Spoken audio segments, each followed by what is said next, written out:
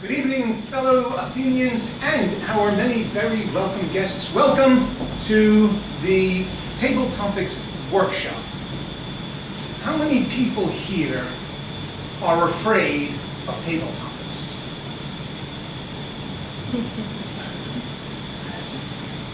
Yes, me too.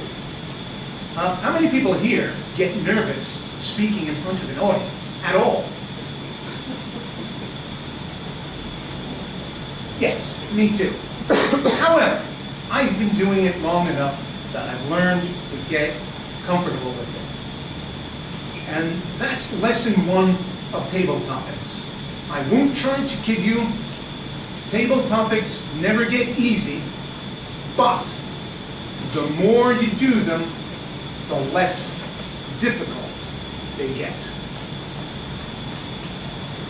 Now, table topics, of course, are impromptu speaking. And what a lot of people don't realize is that most of the speaking we do in our lives is impromptu. There are one or two very strange people who do script their conversations. That's true. And if you're going on an interview, it's a very good idea to practice up on the information you're going to need. And if you do give a presentation to your colleagues, it's also a good idea to try to anticipate some of the questions that they'll have in the Q&A session at the end. But most of our speech is impromptu. And a long time ago, when I was very new in this club, there was a topics master named Colin MacArthur who took a lot of the fear out by saying, if I asked you the same question in the bar after the meeting, you'd have no trouble coming up with an answer, would you? I said, well, no, of course not. It's not a technical question, it wasn't a difficult question.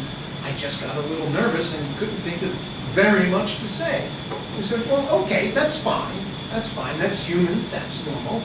It's like anything, you have to get a bit more accustomed to it. You just have to do it more, and if you trust me, and if you trust me, you don't have to trust me 100%. Just trust me temporarily, okay? Just trust me scientifically, and take what I say as a hypothesis and test it yourselves and see how it works. Is there anyone here who's not willing to do a table topic? Nobody has to. But if you're not willing to do a table topic, you're going to get the first one. Yeah. If you're not, otherwise the topics master tonight is free to choose anyone in the room. So, okay, and he's the topics master. I'm not. So there won't be the kind of bizarre questions that I would give you. It's the kind of nice questions that Gangan would give you, because he's a very nice guy. Everybody who knows Gangan says what a nice guy he is. He'll give you good questions. Now, one of the things about table topics is people fear them because they're unscripted, they're unprepared. And one of the quickest, easiest things you can do to calm your nerves is to breathe deeply. So I'm going to ask you to get up. Breathing is something that everybody can do, I promise you. But try to take a few deep breaths so that you feel your diaphragm pushing down, you feel your ribs expanding. 1, 2, 3. Let it out. And one more.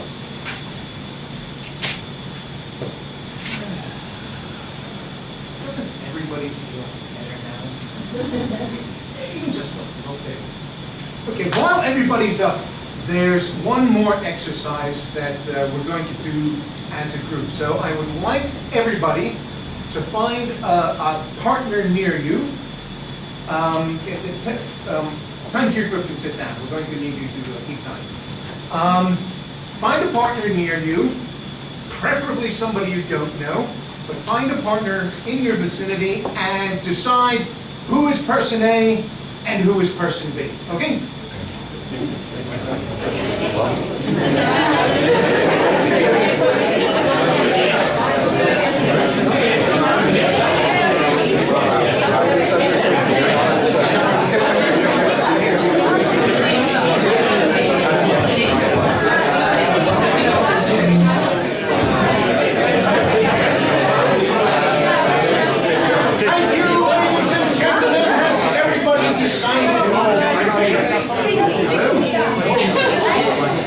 Hello? Has everyone here decided who is A and B? This isn't the confusion. All right. All right. I would like everyone who's a person B for 30 seconds, timekeeper, for 30 seconds. I'm going to ask you, all you B's, a question, and I want you to answer it to your partner, the person A. All right, so this is one person. Before you do, take a deep breath and let it out. Okay. Person B, please recommend a holiday destination to person A and tell that person why. Timekeeper 30.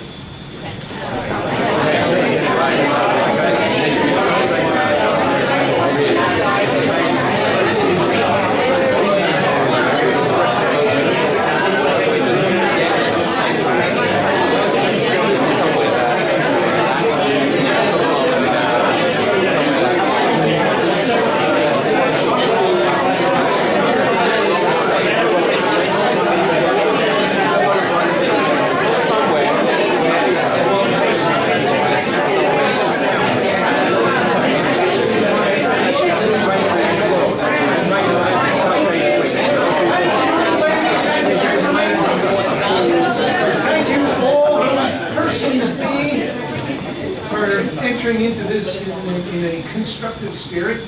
Now, person A, I would like you to take a deep breath and recommend to person B, recommend a book to read and why, please. 30 seconds.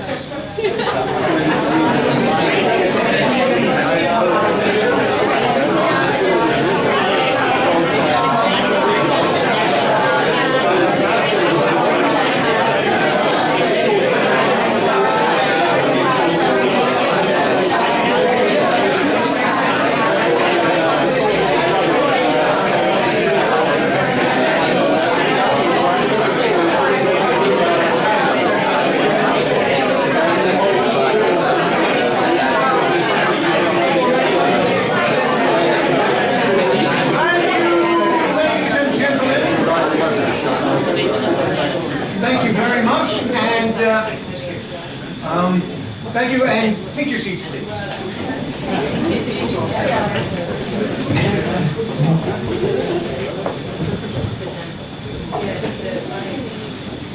Is there anyone here who has never done a table topic before? Okay, good. Congratulations. You just did one. Okay? Everyone here has just done a table topic. And so, really, any of the people who said, I'm afraid of table topics, was that really so bad? I mean, you don't see any blood on the floor, nobody passed out. People have been known to pass out, not at my workshops, but at some others. So, was everybody satisfied with what you were able to say? Either on the holiday destination or the book? Okay, well, grant you, that's not the trickiest table topic question there is, but it is a table topic. Ideally, you were talking to someone you didn't know, but remember this also. You're in a Toastmasters meeting, and everybody here wants you to succeed at this. There's nobody here who wants you to fail, and if you do ever dry up on stage, always remember that everybody in the audience has had that experience and sympathizes with you, and nobody is going to judge you on that. because at some point, everybody has run out of what to say. One of the reasons we come to this club is because if that happens, you know what the consequences are. Do you know how many people have been sacked from their jobs for not doing a table topic to full length? How many people have been, well, never mind, you get the idea. Nobody has ever been sacked for failing to come up with a full 90-second table topic. Okay? So you are among friends, people want you to succeed, and if you do try up doing a table topic, feel free to shout out for help, because somebody will shout a suggestion to you. In fact, several people will. I promise you, several people will shout suggestions to you. One of them will click, and you'll be able to finish. I've seen that happen in this room many, many times in the 14 years I've been a member of this club. Right? We are friendly. This is Toastmasters. It's a mutually supportive group. As to table topics specifically, and I don't have a lot to say on this, because I think you learn better doing it, but just a couple of tips. I personally only have one golden rule for table topics, and that is to go with the first thing you think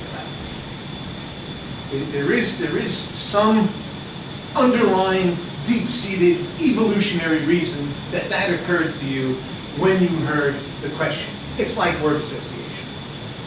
So go with the first thing you think of. Whenever I have gone against that rule, I've regretted it. And once I went against that rule in the final round of the District 71 Table Topics Championships. And I did a very poor table topic. And that's after I'd been a member of the club for, something like 9 years. It was years after I had won the district final in table topics. I made what was really a very, very amateur mistake. Or to me it was, because I broke my own golden rule and I second-guessed what I was going to say. And I to this day, I can't watch the DVD of the 2009 Table Topics Finals in York. If you ever get a copy of it, and I know that they are around in Toastmasters, if you ever get a copy of it, you'll see it's a not very good table topic for me. So, go with the first thing you think of and try to develop that. One other thing that I find helps for me is what is called the PREP method. And that stands for point, reason, example, point. So state your position, make your point, give the reason why you're stating that point, give an example, an anecdote, something that happened to you, something that you heard about, something that you read about that supports your reason. And then, because a table topic, although very short, is a speech, and it should have an opening, a body, and a conclusion. So for your conclusion, you restate your point as now should be proven. Any questions before we actually dive right in and start doing table topics? Okay, fine. My friend Gagan Singh is our table topics master, and I will be an on-the-spot table topics evaluator.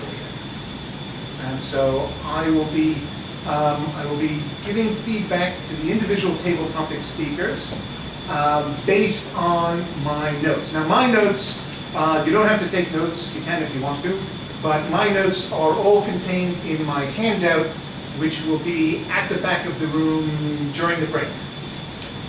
Okay, so they'll be on the general evaluators and timekeepers table there for anyone who wants a copy of my notes. So shall we begin? Is everybody ready to do a table topic? Good. Perfect. That's the spirit. So I would like now to call up Gagan to give you things to talk about. Gagan.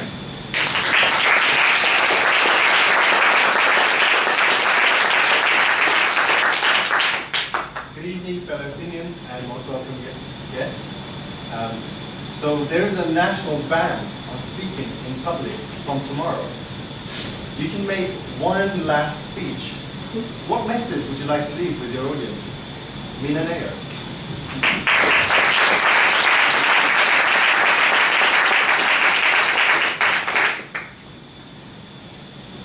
Fellow Toastmasters and most welcome guests.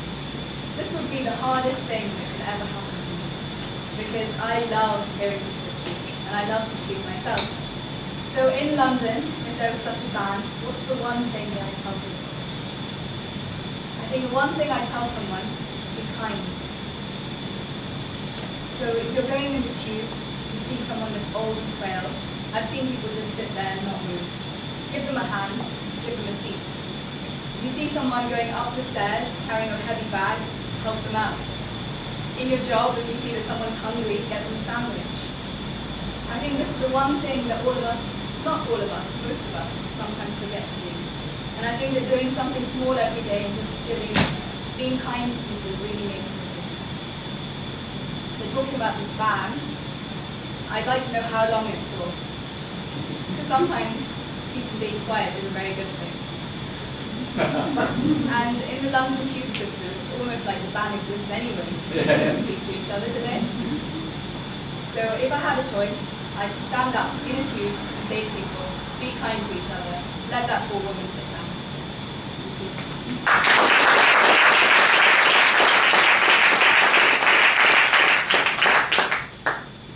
Very, very interesting. The idea of prep, it's a guideline, it's not a law, because Nina did a perp.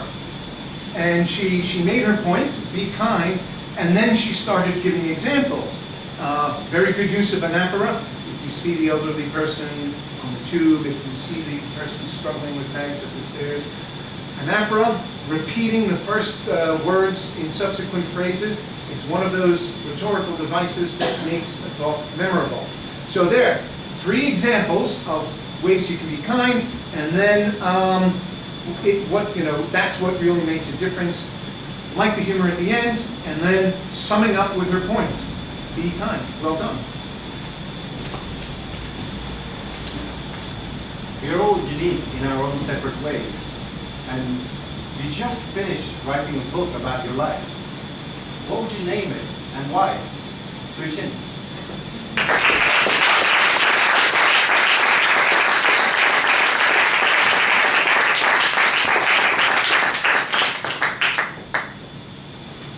Good evening, everyone.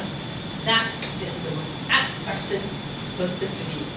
For years, I've often thought about being an author. I've already got the title. The title came about accidentally. I used to have Eurasian children, and I would play with them in the park. And one day, this Filipino girl came and nudged me. She turned around and tried speaking to me in Tagalog. And I said, sorry, I'm not a Filipino. And then she said, all right, you live in or you live out? I looked puzzled. What? I got it. And then I said, I live in, I work very hard, I don't get paid, often I have to sleep with the boss. So that was a profound question. And I thought it long and hard. A very, very philosophical one too. Do you live in or do you live out? I have moved from Malaysia, where I was born, to an island in Singapore. That's back here, I'm married to an island too, my colonial master. And then I've lived out in Japan. That's another island. And when he said no man is an island, I began to question. So do I live in or do I live out? Here, the same question. Am I an outsider or am I an observer? Am I a spectator or do I live it all out? That is going to be the intriguing title, so buy my book.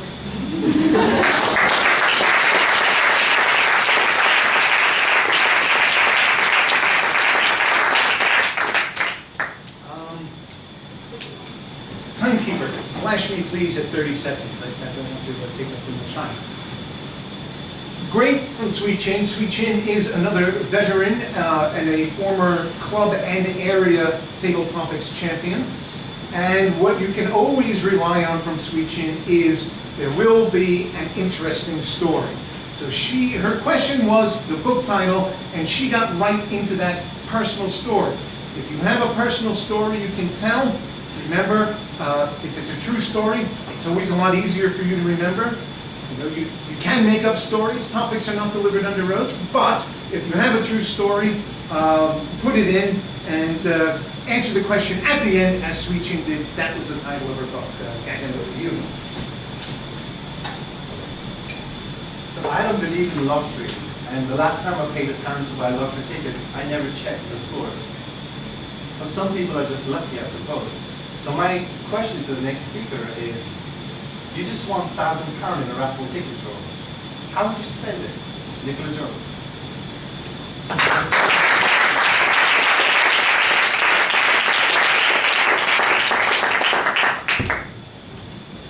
Good evening, fellow Toastmasters and most welcome guests. I have just won £1,000. I don't have a job at the moment, so £1,000 is an enormous amount of money to me.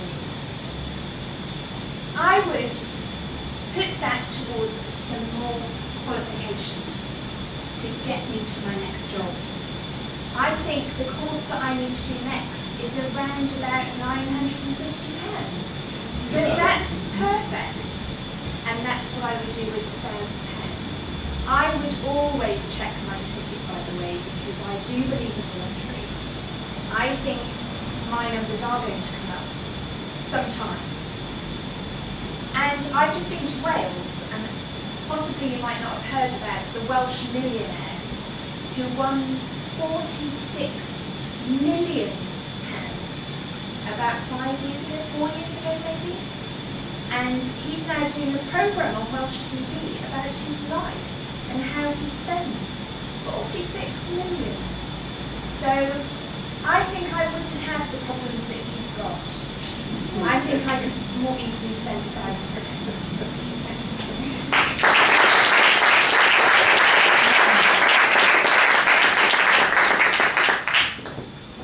Now here is just a little note about the table topics competition. And Nicola did something that's very, very appropriate for that, which was she came up and she started with enthusiasm. £1,000 I just won. Half the battle, well not half the battle, but a third of the battle with table topics is if you come up looking confident, looking plausible, looking as if you know what you're talking about, looking as if you've been waiting to answer that specific question, that puts into your audience's minds before they hear you speak that you are competent and knowledgeable on the subject. Good job of repeating the question as well, but look plausible and look confident. Gagan. So they were searching through Himalayas, and they found the guy they were looking for. Yes, Jesus is still alive. But he won't speak to anyone. He wants to speak to the next speaker first. So the question is what preparation you would make to your house to welcome Jesus. Fiona.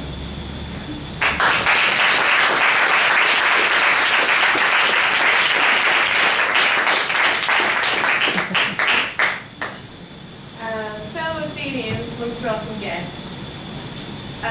If I were to welcome Jesus into my house, well, I don't know quite what I would do. I'm not sure if he's a vegetarian or if he's eating meat. I think water and wine, well, maybe I'll get a big, a couple of big 5-liter bottles of water so he could change them into wine. Then he could prove that it was really Jesus. I'd probably clean the house up a little bit. But then I'm sure he can do other magic tricks like Cinderella, sweeping the whole place. I would be really interested to meet Jesus because I think he's been a very important figure in the last 2,000 years in world spirituality. And I would ask him one question, and that was, did you really mean for it to happen like this? And I don't really think that he probably had any intention for the whole thing to progress the way it did. I think I generally try to keep my house quite tidy, so I'd be happy enough with that, and he could do his little magic tricks. But I really want to see the water into wine thing, so I would get some water in. Thank you.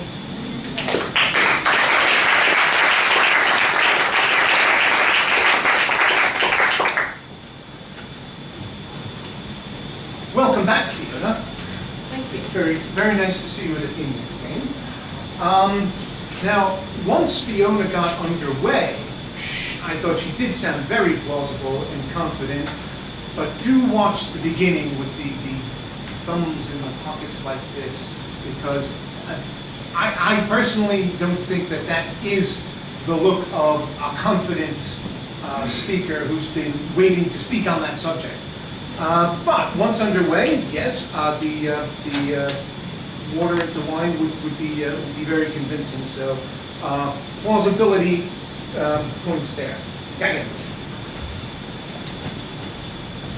So recently in the news, Obama was spotted drinking Irish whiskey, and someone accused him of being born in Ireland. And because of that, there's an investigation that is going on, and Obama had to apparently step down for 2 weeks as a president of the United States. So our next speaker has given the chance to take his place for 2 weeks. What difference would you like to bring in the world in 2 weeks' time? Tony Wynyard.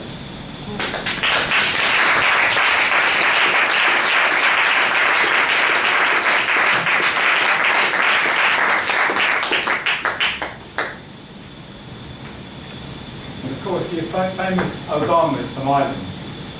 He set this lockdown, and I've been the one taking over, and I've been waiting for my chance for a while, and I've had a few words with the White House and said, when is it going to be my turn? And at last, I'm there. So the problem is, 2 weeks, there's not a lot of time for all the things that you want to do in that time. So what would I start with?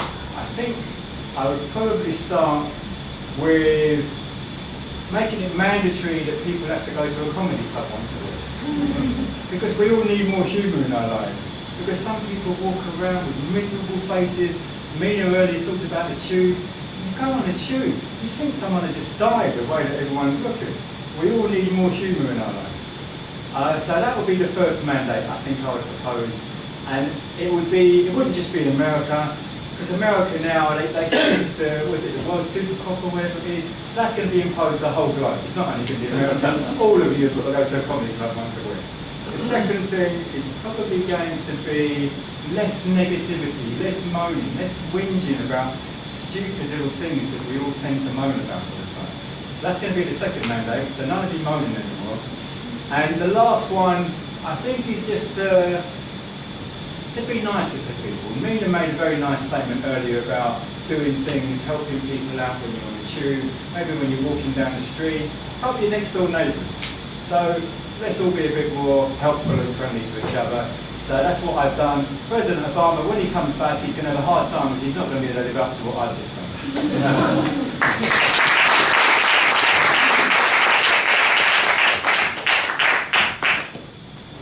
Did you see the way Tony got into the spirit of the question? It's very tempting sometimes if you're not certain and if you're nervous to get thrown off and stand there saying, "Oh, gee, well, no, yeah, the White House, well, I couldn't." And a lot of people do that. And Tony got into the spirit of it, and then he got right into his prep. In fact, he had 3 preps in his 90 seconds, starting with the mandatory comedy, with the reason, because people are miserable, and with the examples. Just look at everybody on the tube. Okay, so he got right into, he got into the spirit, and then he got right into his prep. So well done, Tony. Over to Kevin. I have just received a message on my phone. One lucky person in this room has received a message from Disney. Now, Disney has asked the speaker to direct their next film. They have the funding, but of course, you know what Disney's like, they don't have the story. So, what would you like Disney to make a story about? David Alexander.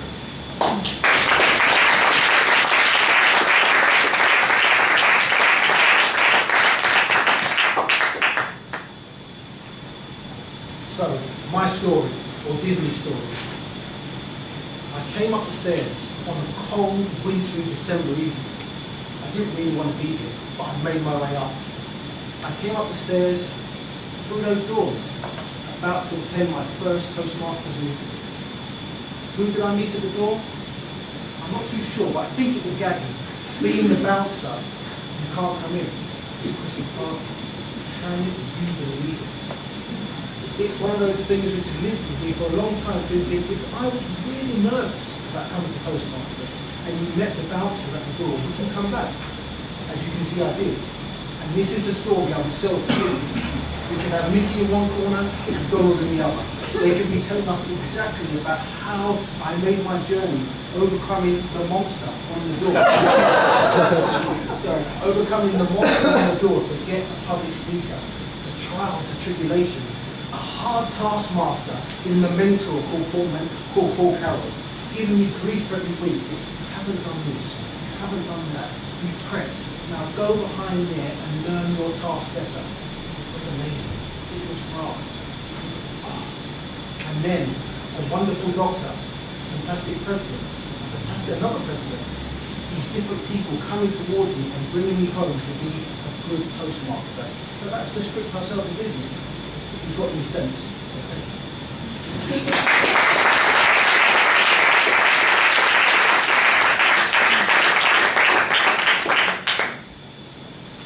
David is very strong on enthusiasm and energy. It's quite all right to take the mickey out of people in the room, especially people you know, especially Gagan, and me. I would recommend don't apologize though. You know, if you're doing a little mickey taking, don't apologize. Just run with it. But yes, really very good, because what he did was got right into a story and then made up this whole plausible thing on the spur of the moment. And there's a guy that was afraid of Gagan. So if he can do it, anyone can do it if they try, right? Right, Gagan. So we all have habits. Some are good habits, some are bad habits. My question to the next speaker is, what one habit would you like to change in yourself? And this time I'm going to ask a guest to come up. Aaron, would you like to come up?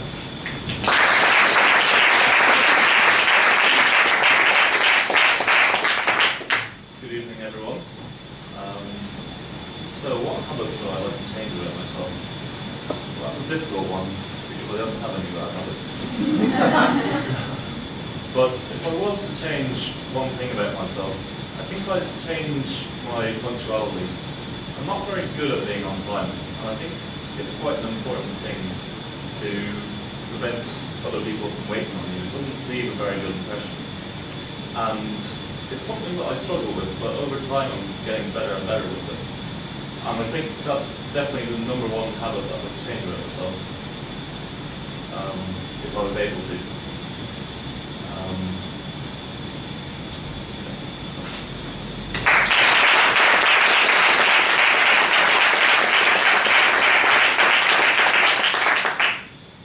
Aaron repeated the question. What one habit would I change about myself? Now, following that was the phrase, that's a difficult question. I think in place of that, I would just have a significant looking pause. You're always allowed to pause. Remember, impromptu speaking doesn't mean instant speaking. So when you come up, bask in the applause, take your deep breath, and begin when you're ready. Well done. Good use of prep. What was it? Punctuality, not good at being on time, and that leaves a bad impression. So, perfect use of prep. Thank you. So growing up in Wolverhampton, all the adults around me talked about saving up for holidays. That's the only thing they wanted in their life. So my question for the next speaker is, what is your definition of a perfect holiday? Kate McNiven.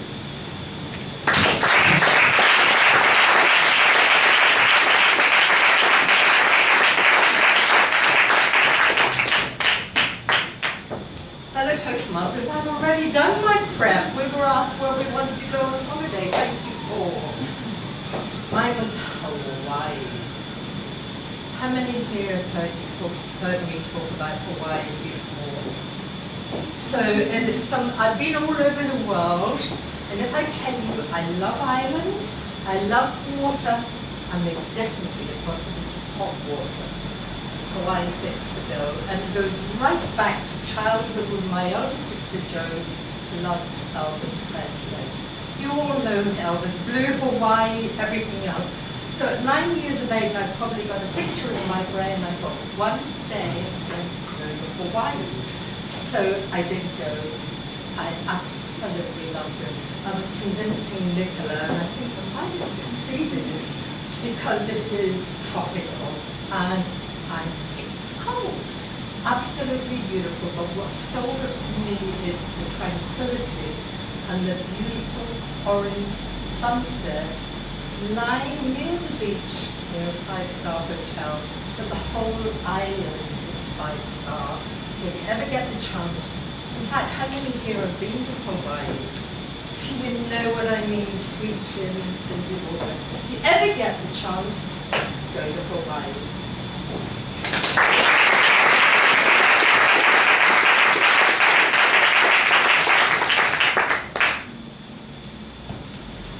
There's a London Athenians veteran. Very smooth, confident, competent. You wouldn't believe that at most meetings, Kate tries to duck out of table topics. And I don't know why, because that was a perfect use of prep, lots of good reasons, and the key thing that Kate did that was different, which is a good thing to do. Did anyone else spot it? Consults the audience, absolutely. Interaction with the audience. So, well done, back together. So lads being lads, we do silly things at times. And so you had a great night with your friends. Maybe you got a little tipsy. You woke up and there's an elephant in your room. The reporter just knocked on your door. What would you say? Robert Meadows.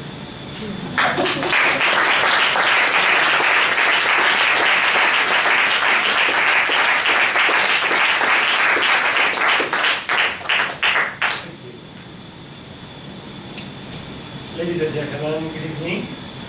That's a brilliant question. That's actually on my way to CM, kept on having this question in my head. You know, when I wake up after being tipsy, there's an elephant in my room. What am I going to tell the reporter? Is that what he said?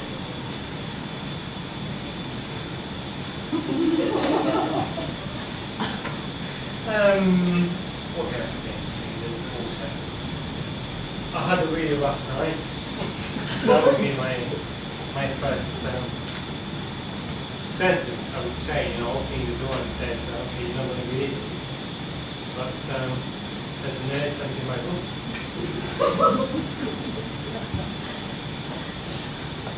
I don't know how he landed there, but it's just there. Well, probably the fruit of my imagination. Gagan's imagination too, which is a very good question. And then I would invite the reporter to come in and say, you know what, if you don't mind, we're going to share some tea together with the elephant in the room. And that's, you know, once the reporter would accept, then just feel comfortable and sit down and have tea with the elephant in the room. Thank you.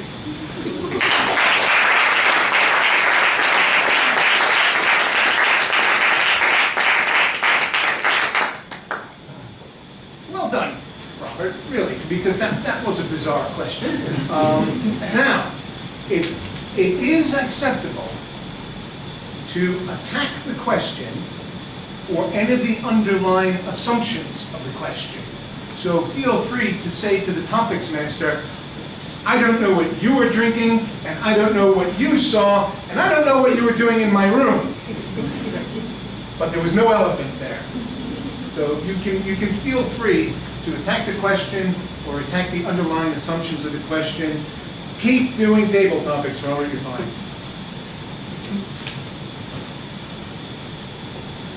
So you are just handed a camera by the art museum. You can take one picture, and that picture will be sold for £1 million straight away. What would be your subject? Violetta. Is it Violetta? Yeah. Yes.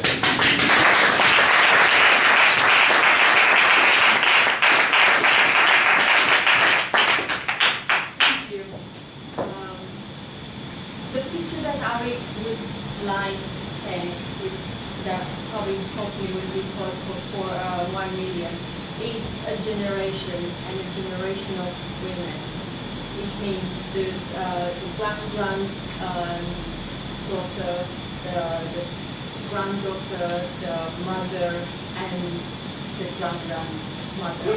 I find these kind of pictures very impressive to watch the generation of women, to watch the generation of, well, the family on its own. I think it's great to see this type of generation. So this is what I do, a generation of women, probably 4. I don't think 5 is possible, but I think the many is possible. And it's just to see the, you know, how kind of the life goes and how you are a child at every stage, and then the stages of life when you grow up, when you're a mother, and then when you're a grandmother. But that's what I do.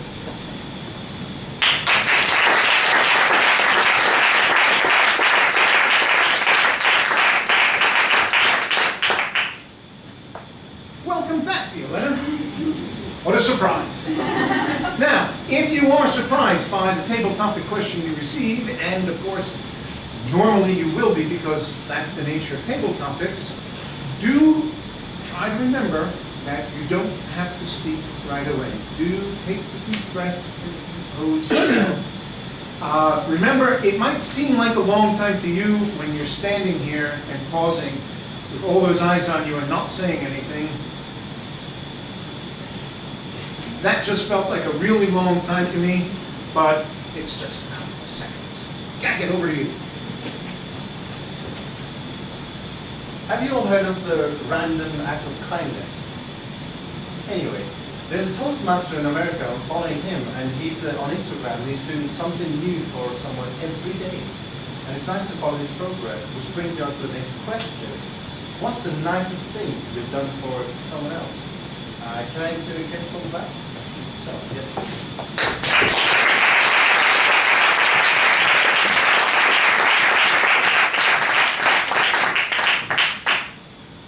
That's a bit hard question for me because I'm kind of selfish person. I don't do kind things. I prefer people doing kind things for me. So if someone asked me what is the kindest thing you would like for someone to do for you, I would have lots of answers.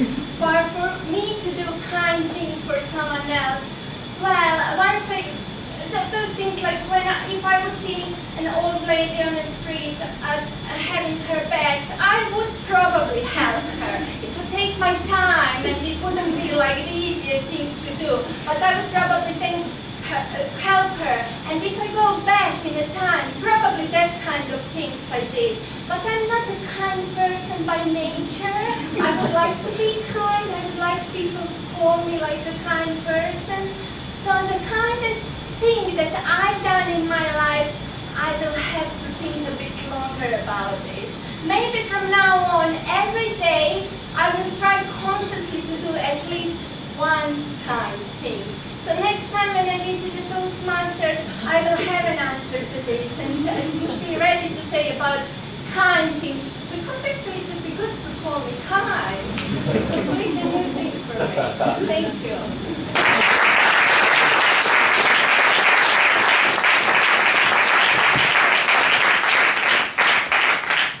Thank you. Guest, what is your name? Sienka. Sienka.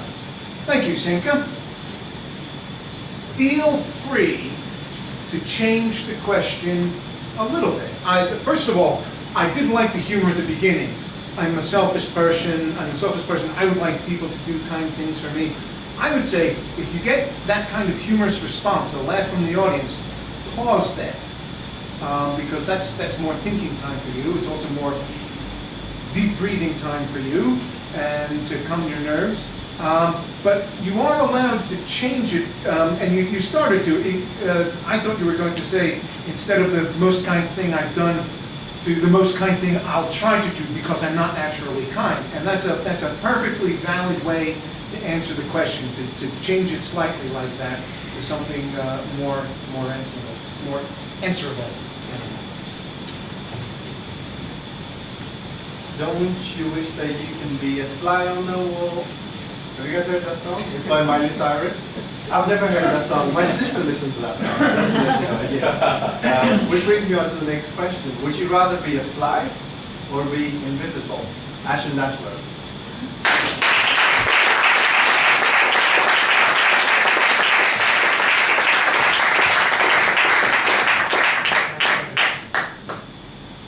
Good evening. That's just the topic just the question I was looking for, so actually it's not. I have been loitering outside since about 7:15 because my plan was, I thought Mr. Carroll would be by the door. I thought if I left it a little bit late, I'd come in and he'd have everyone with their have his table topics list all worked out. And so I'd be able to sit at the back and enjoy the show. But unfortunately, here I am, stumbling over my words. I would much rather be, I wouldn't like to be a fly. Fly on the wall or invisible. Invisible, of course. I'd like to be invisible. Why would I like to be invisible? I'd like to be invisible, and I'm not going to be crude or rude here. I'd like to be invisible because I'm sure I could find out some really interesting things. Fellow Toastmasters, most welcome guests, and drowning.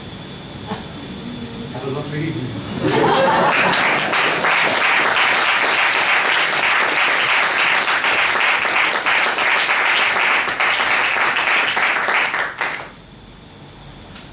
You managed to get to shore okay. First of all, that paraprostokian, that sudden switch, the surprise ending to your opening statement, just the question I was looking for. Pause. No, actually, it isn't. Again, got a laugh. I noticed you breathing there during the laugh. Good jump there. You know, the thing is, since you didn't hear the beginnings, and actually didn't quite hear the full question, it's okay to ask, not in the contest, but it is okay to ask a topics master to repeat the question for you, and then you could go off on why you're invisible, why you want to be invisible, and do ask the audience, actively ask, say, anybody? Okay. So as we all know, we have a diverse and multicultural audience in this room. And what better way to start a conversation with a lovely lady than to ask her, what's the story behind your name? Virgin.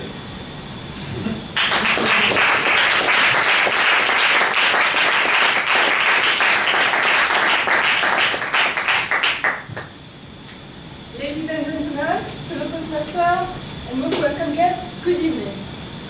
So the question was, what's the story behind my name? I could tell two stories. The first story about my first name, where it's originally coming from, and that tells you a bit about my background. The second story could be about my surname, my family name. So let's start with my first name, Virginie, Virginia. It actually comes from Latin, virgin, which means young girl. So it shows my Latin origin, because as you know, France is a Latin country. The second part of the answer would be my surname, my family name. Sadwan. Sadwan, well, has a fascinating history. It's actually coming from ancient German. My great-great-great-grandparents were coming from Germany, and they went first to Belgium, then to France.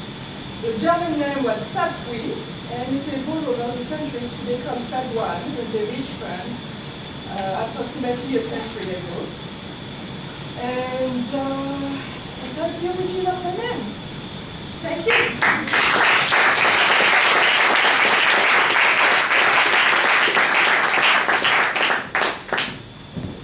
really great things about this club is that you do get a lot of world history at every meeting. And that is fairly typical of an Athenian tabletop